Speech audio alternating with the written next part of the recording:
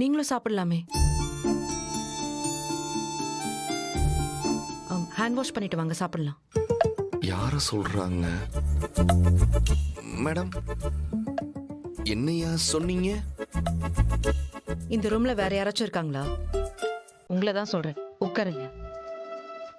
Madam, நீங்க சாப்பிட்டீங்களா? ம்.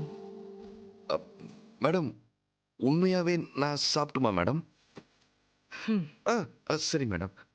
மேடம், நான் வரும்போதே கையெல்லாம் கழுவிட்டேன். ம்.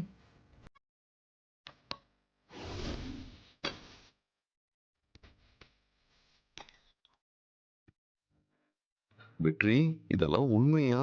இதெல்லாம் அனுபவிக்கிறதா வேண்டாமான்னு தெரியலையே. ஒரு நிமிஷம். ஆஹா, ஆரம்பிச்சிட்டாங்களே. இப்ப என்ன பஞ்சாயத்துன்னு தெரியலையே. பாப்பாக்கு செஞ்ச சாம்பாரு காரம் கொஞ்சம் கம்மியா இருக்கும். பரவாயில்ல மேடம்.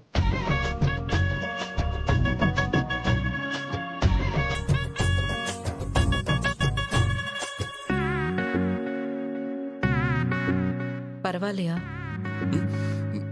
ரொம்ப நல்லா இருக்கு மேடம். தினமும் உங்க கையாலேயே சாப்பிடணும் போல தோணுது.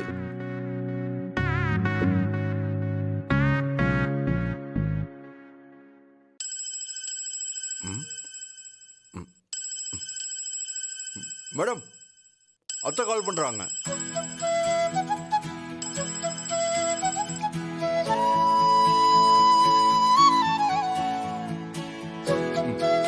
ஹலோ, வெற்றி, சொல்லுங்க அத்தை.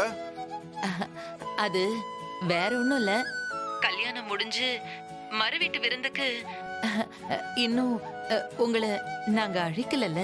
அதனால நீ துளசியும் தியாவையும் அழைச்சுக்கிட்டு நம்ம வீட்டுக்கு விருந்துக்கு வந்தனா நல்லா இருக்கும்.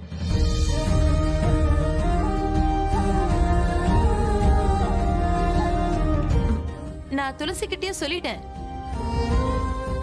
அத்தை, விருந்துக்காக கூப்பிடுறீங்க? அத்தை, நாங்க அங்க வரணுமா அத்தை? ஆமா வெற்றி, நீ வந்தனா நல்லா இருக்கும். வந்துடுறோம் அத்தை. இப்பவே கிளம்பி வந்துடுறோம் அத்தை.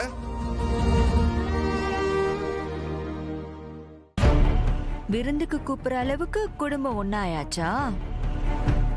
பாத்துக்கிறேன்.